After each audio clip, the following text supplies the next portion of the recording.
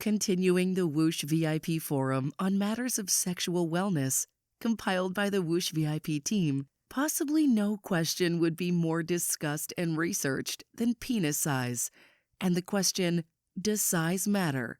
Having said that, even though debate rages, the subject is not well understood. The facts are pretty clear though.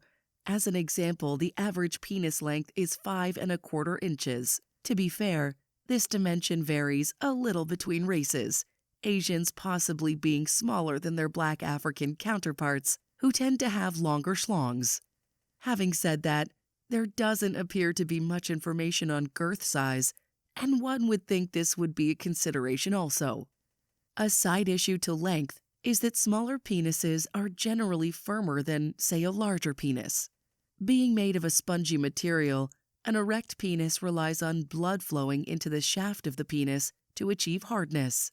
The larger the area, the more pressure is required to fill that cavity, and so you can see why a differential in hardness might apply.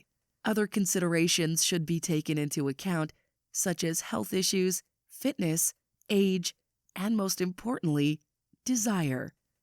As with women, sexual arousal in men is caused by the production of chemicals produced by the brain after it's received instructions from neurotransmitters from sensory receptors within a man's body. These include nitric oxide and dopamine, amongst others, and depend a lot on the sensuality of the moment as to how vigorous the chemical production will be. That's why Viagra and like chemicals have been invented, to overcome any shortfalls in the male ability to produce the necessary chemicals to promote an erection. You're not alone in this event. Likewise, a woman's body will go on to produce chemical responses to ensure her body is ready for intercourse, the most important one being oxytocin, otherwise known as the love hormone. But let's get back to the basics. Most men can probably remember their first sexual encounter. That raging hard-on confined in your jocks and just bursting to break free. And so how are you with your partner today? Same urgency and level of arousal? Probably not. Okay, so that's not such a big problem. But with many men, a click of the spurs doesn't do it anymore. And you may require other forms of stimulation for your hardness and durability to be sustained.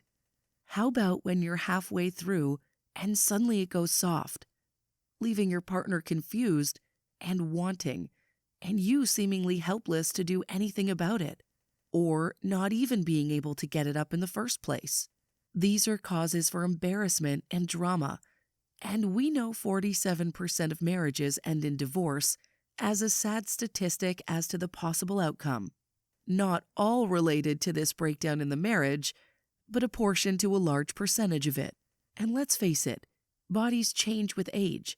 A woman's often after having kids, and a man's through lack of exercise and poor health, medical history, obesity, and lethargy can all force change. And don't forget the hidden demon in the cupboard, pornography for men, causing an unrelenting cancer for more secret gratification, in which your partner has no chance of competing with. Sorry, we're getting away from the subject. Does size matter?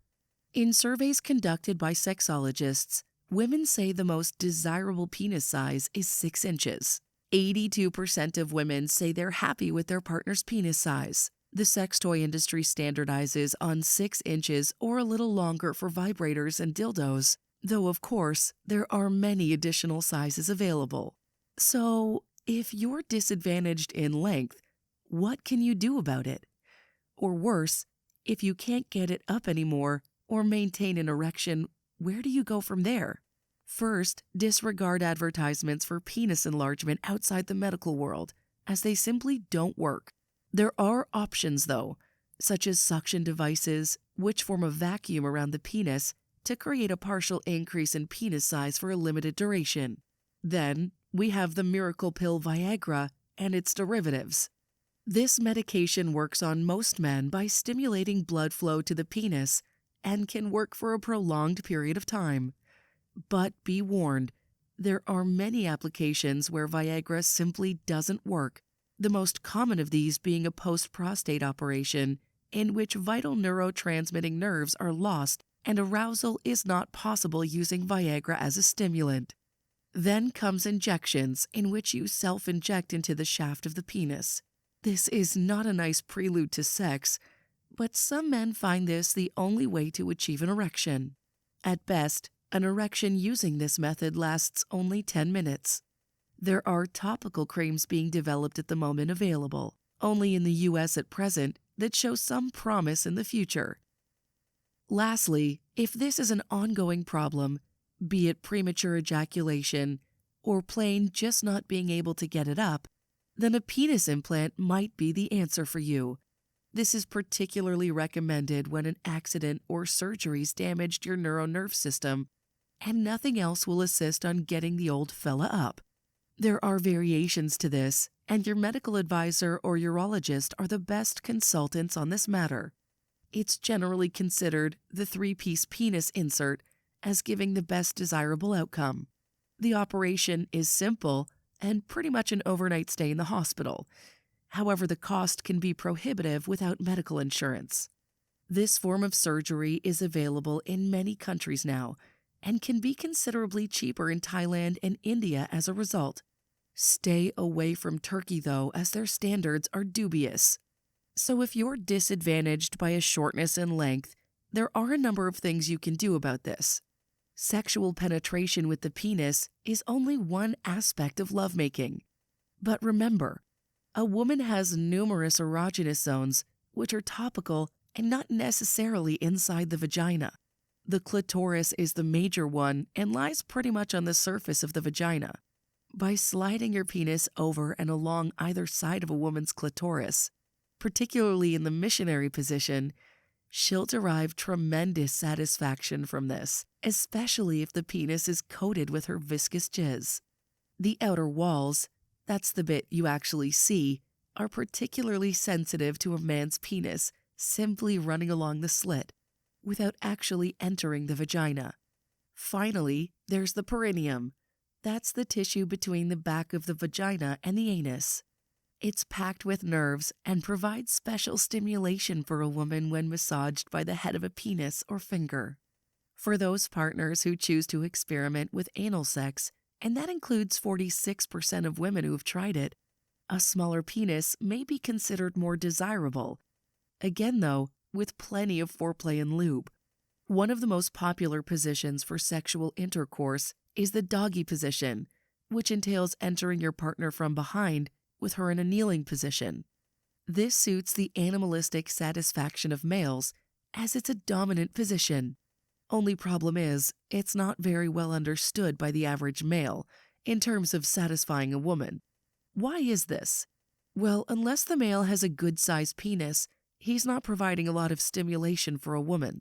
Sure, the walls of the vagina are getting a workout, and maybe the tip of the penis might encounter the cervix, a particularly erotic zone for a woman and located deep inside the vagina at the entrance to the uterus. But this doesn't work for small cocks. But missing out is the clitoris, as a man's penis simply doesn't come into contact with it while in this position.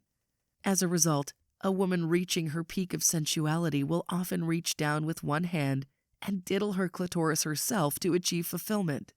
A male, on the other hand, instead of entering the vagina with a small penis, is better advised to run his shaft along the sides of the clitoris, which, wet with jizz, provides as good a feeling as being in the vagina itself, and in turn, delivers the satisfaction your partner's craving by this time.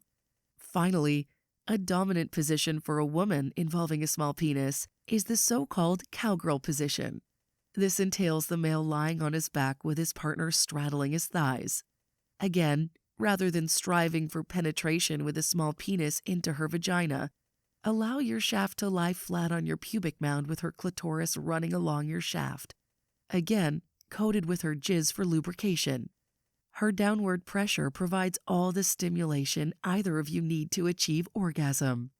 We hope this sexual wellness segment provides better understanding between partners and more positive outcomes in the future. Feel free to